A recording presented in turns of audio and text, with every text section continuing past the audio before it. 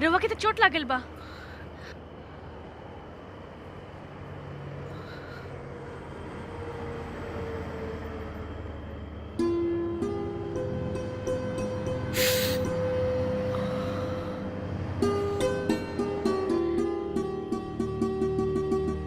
हमरा की समझ में नहीं आवत बा कि गुंडा लोग हमनी के पीछे काहे पड़ल बाड़न। देखी रउआ हमरा वजह से अपना आप के खतरा में मत डाली। ये का कहत बाड़ू तू? ई न हो सकेला। अरे ई का? रोईना रउआ रोईना। रउआ रोवत ना हंसत के बढ़िया लागेलो। पता ना काहे हमरा के तोहार आंसू बर्दाश्त ना होकेला। और अब हमरा लोगन के और भी सावधान रहे के चाहिए, काहे कि वो गुंडा लोग के पता चल गई बा कि रउआ बनारस में बानी। रउआ रोई ना। कैसे मानी हम तो के कबूल है, बेदर्दी से डाली से तू ढल गई। कैसे बताए हम बासी फूल है, कैसे कहीं तो से सावरिया मोहे रंग दे सवरिया, मोहे रंग दे सवरिया।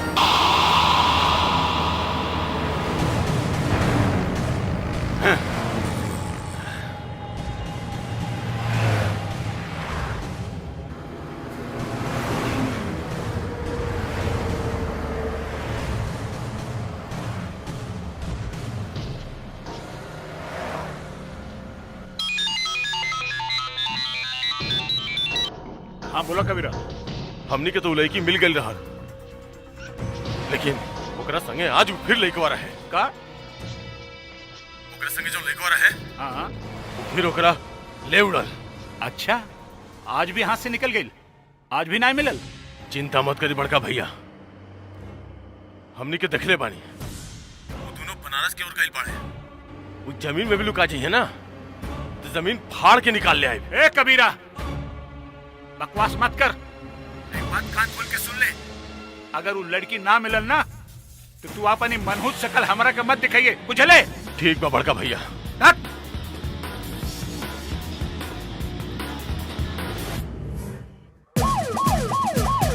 मैडम बोला का खबर ले आइल बाड़ा? ओइ जब फुटपाथ पे सूते वाला एगो आदमी हमरा के बतौलस कि कुछ गुंडा माधवी के मारे के कोशिश करत रहलन, लेकिन कोनो लड़का ओइजा आके ओकरा के बचा लेहलस और वो लड़का ओकरा के अपन गाड़ी में बैठा के ले गई। लेकिन वो लड़का के बा ई बारे में हमनी के कोनो खबर ना मिल पौलस।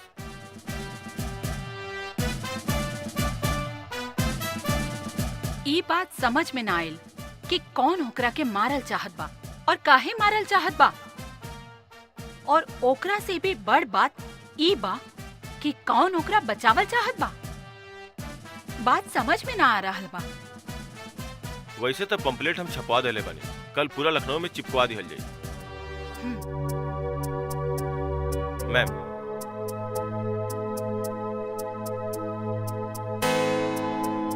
मैडम रउआ बतौले रहनी कि माधवी जी केहू के संगे बियाह करे खातिर घर छोड़ के चल गई रहनी। कहीं ई लइका उहे त ना जेकरा से बियाह कैले होखे? हम ई बारे में ता कुछ कह न सकेनी, काहे कि मामला बहुत उलझल बा और हमरा के डर भी बा कि हमेशा खातिर कहीं हम अपन बहन के खो न दें। रउआ चिंता ना करी मैम, हम कुछ भी करके उनकर पता जरूर लगाई। रोआ ऐसन करी कि आसपास के सब जिला में माधवी के तस्वीर के संग अलर्ट भेज दी। अलर्ट तो काल ही भेजल जा चुकल बा मैम। गुड। काश कि कहीं से उनकरा बारे में कोनो खबर मिल जाए।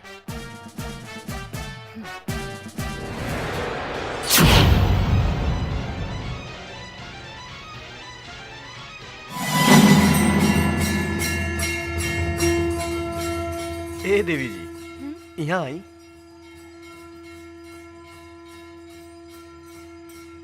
देखी, सवेरे और सांझ के यहाँ बैठ के गंगा माई के दर्शन किहल जा सकेला और ई घाट पे जे भी आवेला ओकर मन पवित्र हो जाला।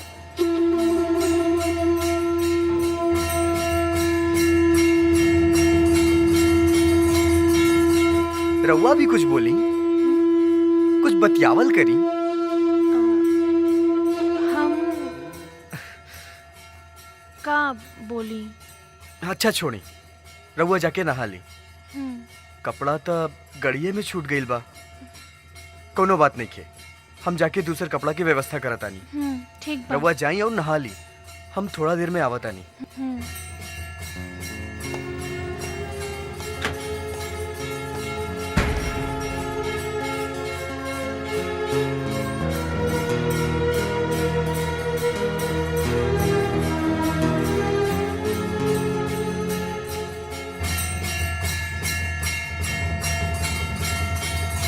ई हमरा खातिर कितना परेशान बाड़न,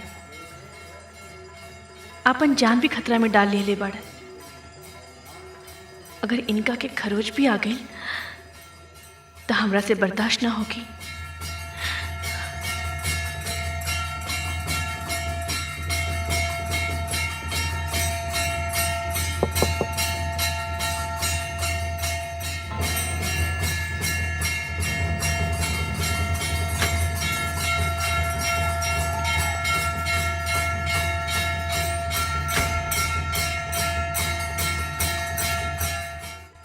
ईला और देखी, हमरा के लड़की लोगन के कपड़ा खरीदे एकदम नहीं आवेला और ना ही कबो खरीद ले बानी।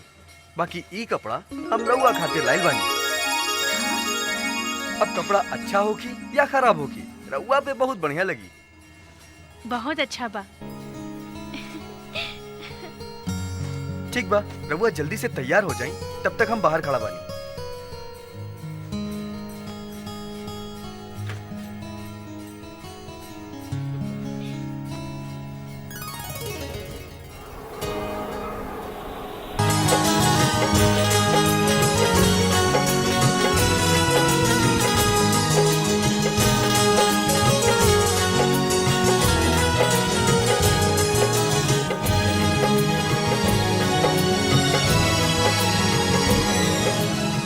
हमरा के हमार घर पहुंचावे में हम रउआ ऊपर कोनो आश ना आवे दे। और एकर एक ही गो रास्ता बा कि जैसे हम राउर करीब आइल रहनी वैसे ही चुपचाप रउआ से दूर चल जाई। हमार तकदीर में जवन लिखल होगी उहे होगी। हम रउआ की काहे मुसीबत में डाली।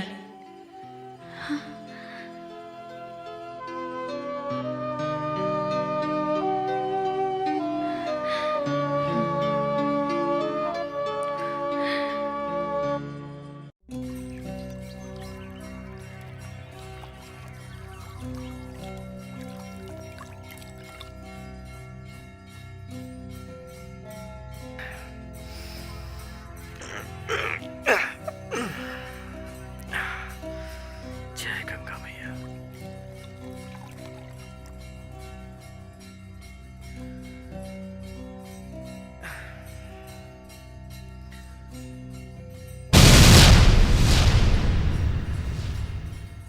देवी जी, आज बड़ा सवेरे उठ गई का? देवी जी, देवी जी, देवी जी, देवी जी, देवी जी, देवी जी, कहाँ चल गई?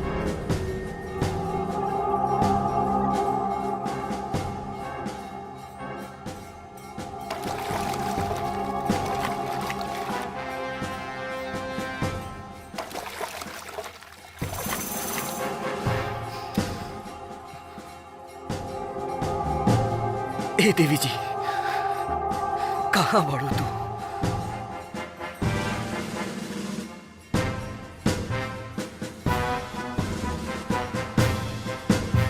ए भाई, जरा रुकी। का भाई? हमनी के साथ एगो लड़की रही, रउआ देखले बानी का? अच्छा वो लड़की, हाँ वो तो भिनसारे चल गई। का? जात बेरा कह के गईलिन ह कि रउआ अपन काम करी और केहू से कुछ बताइए मत।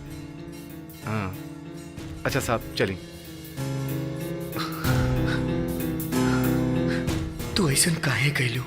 हाँ देवी जी, हम तोहरा के खतरा में कैसे छोड़ सकेनी? हमरा के खतरा में समझ के तू अपना आप के अलग कर ले लो। हम तोहरा के बेसहारा ना छोड़ब। हम बतानी देवी जी।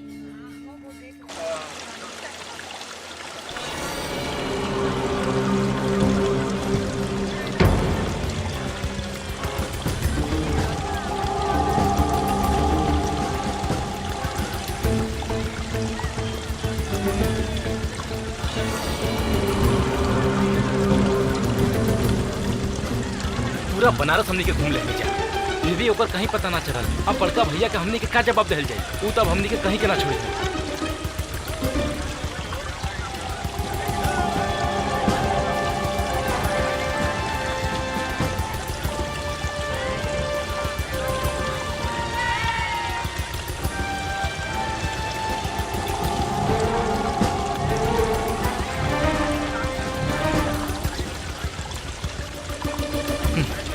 अब कहाँ खोजल जाओ? ससुर के कहीं भी पता ना चलत बा।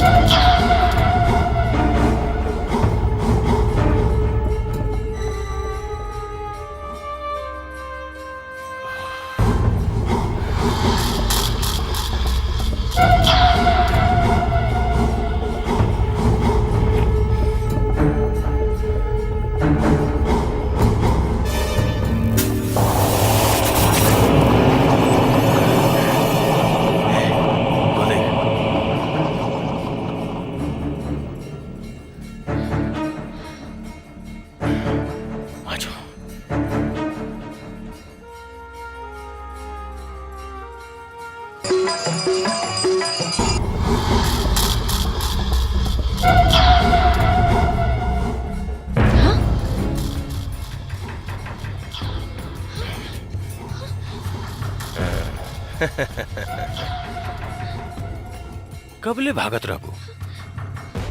अब चला, हमनी के साथ चला, वहीं जहां से भाग के आइल बाड़ू। बेकार में अपने साथे साथे सबके मुसीबत में डाला था। तोरा वजह से वो लवंडा भी मराइल। नहीं, चुपचाप चल। हम नहीं। चल छोड़ो के। चल छोड़ो। ना, हम नहीं। चल छोड़ दो। तू लोग काहे हमरा पीछे पड़ल बाड़ा? छोड़ दो हमके। चल की ना, चल।